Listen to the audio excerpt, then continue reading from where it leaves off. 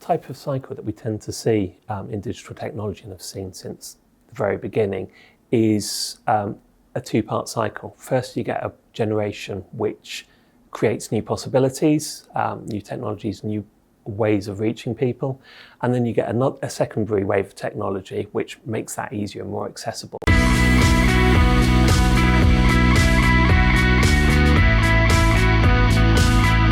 This is Velocitize Talks, and I'm Eric Jones. I'm here with John Pryor, who's the Solutions Director at 26. John, good to have you. Hi, nice to be here. Thanks for having me. Yeah. Tell us a little bit about 26 and your unique value proposition in the marketplace.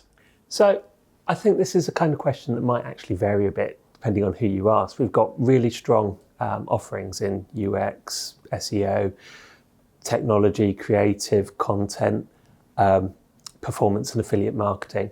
But I think from my perspective, what we really do well, and that's fairly unique to us, is bring it all together. We've won over the last couple of years major Best Integrated Agency awards from Prolific London, UK Search Awards. I think that's testament to the way that our teams really work together and consider each other's requirements through every stage of the project, no matter which services we're actually offering to a client. It's always done with that realization from each team that the work they're doing is connected to the work every other team is doing, whether that's us, whether that's on the client side. So there's a holistic approach there that I think works really well for our clients. So congrats on all the awards. Clearly this concept of integrated marketing has helped you bring brands to life online. What do you think has been the key ingredient of your success in doing that? Well, the concept of life online is something that's really changed over the course of the time that we've been using that as a proposition. When we first started using it, it was against the backdrop of being connected on request. So we were dealing with clients who were looking at how they could replicate their print advertising online or put a phone number so somebody could contact them the way they knew how to deal with. And as the general digital proposition for the world has shifted through to that always on connection, first always on so long as you're at your desktop, through to always on no matter where you are, and that kind of environment where you're dealing with a third people looking at their phone within 5 minutes of waking up, 90% of people checking their phone throughout their workday. That really means that there's no or very little separation anymore between what's happening in the digital space and what's happening in physical space, what's happening in mail space. If you're treating all of those as separate concepts and separate channels, then you're not delivering a joined up experience. What do you think is the hottest area in digital today, or maybe put it another way, what's the biggest thing that you see popping up on the RFPs that you get? These trends creep up over time, and the thing that's really disappeared from RFPs is websites as a standalone concept. We used to, you get an RFP and it would say, we want a website. Here's maybe some information about our users that we gathered. Maybe there wouldn't even be that. It would be very much around a fairly singular communications proposition. But the concept would be it's a website and connection to other systems, to other parts of the organization, generally to user experience as a whole, would maybe not be in there, maybe be an afterthought. But I can't remember the last time I saw an RFP which didn't stress the need for the website to interconnect with other systems, whether those are CRM platforms, e-commerce platforms. So that kind of more holistic proposition is starting to become more universal. And with that comes some shifts in technology as well. So obviously headless is probably the key one, which has started to shift from a general aspirational technology standpoint to something which is more common as a starting point. We need to consider multiple channels, except we don't want to consider them as multiple channels. It's more of an omni-channel consideration, which means we have to have a connection point between them. We can't consider them as separate platforms, separate technologies. So I love this evolution that you've articulated, that you've seen in RFPs over the years, from the website being this sort of standalone tool to the website as a keystone part of an entire marketing program.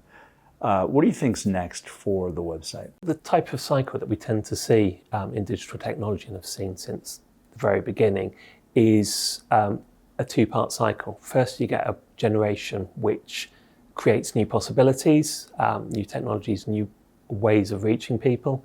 And then you get a secondary wave of technology which makes that easier and more accessible to more people, more organizations, without requiring such a hefty technical investment. And I think we're seeing that kind of wave, secondary wave at the moment. Quite recently, we had the creation of headless as a concept. So over the last few years, we've seen the rise of headless CMSs.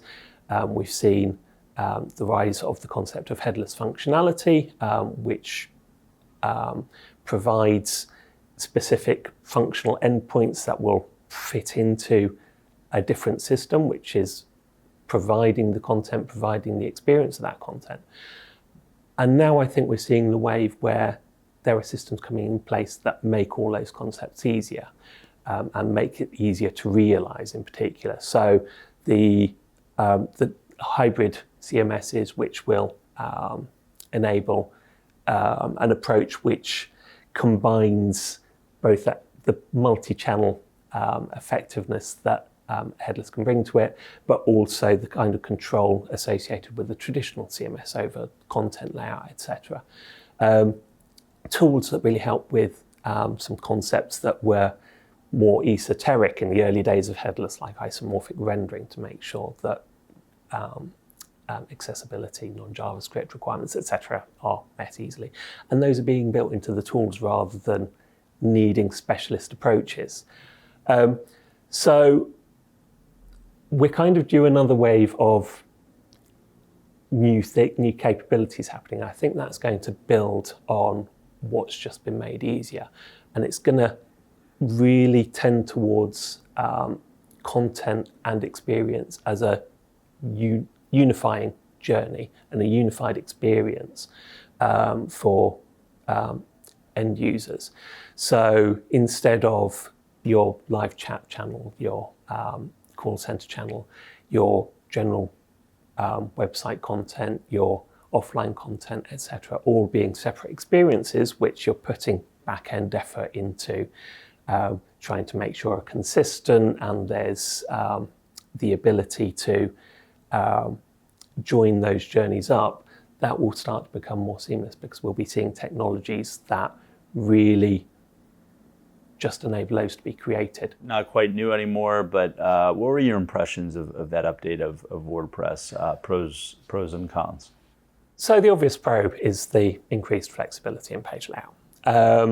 Not that there weren't good page builders out for version 4, but there's increased complexity in the setup. It means that you're limiting yourself potentially a bit more in terms of theme availability. And just being integrated into the core platform just increases the extent to which you can rely on that kind of functionality. Obviously, the key con with it was the accessibility issues. I think that the way that those issues have been gradually being dealt with, and hundreds have been fixed now, is actually a testament to the community approach of WordPress, because it's effectively the community response to that which has ensured that that's been dealt with both from a front-end perspective and progressively on the editor side as well. John, one of the questions we love asking guests is a book that you'd like to recommend to our viewers. So the book I'm reading at the moment, and I'm not sure it would necessarily be a general recommendation, except for people who really like postmodern literature or Irish literature, but it's the collected letters of Flann O'Brien, which came out last year. Flann O'Brien was a fascinating character, quite troubled. But in addition to being one of the major figures in Irish novels, he was also a very senior civil servant in the Irish state, and one of the preeminent newspaper columnists in Ireland, and lots of writings that actually people aren't quite sure about, because he had a habit of picking arguments with himself in letter columns of newspapers, and he might be using different pen names, writing a letter, then writing another letter disagreeing with the first letter, writing a third letter which disagreed with his activities as a civil servant, or which disagreed with one of his newspaper columns. And nobody's really been able to quite piece together all the works that he did, because he was so various and generating so many different voices. I think one of the interesting things about that is just that reminder of, when you're thinking about the concept of a user, no user is a single person, represents a single persona. People are different personas at different points in their life, and at depending on their current role, whether it's their professional role, they might have multiple professional roles depending on the flexibility of their organisation. As a consumer, they will have different needs and different reactions depending on what kind of thing they're dealing with. And it's not generally going to be quite to the extent of writing into a newspaper to disagree with the letter that you wrote to the newspaper yesterday. But if you're not at the point where you're considering how users are going to react to what you're doing, considering that they have multiple aspects in their opinions, in their needs, and in how they're going to react to things, then you're oversimplifying your user and you're oversimplifying how you're going to interact with them. John, thank you so much. You're very welcome. Thank you for having me. That was John Pryor, the Solutions Director at 26.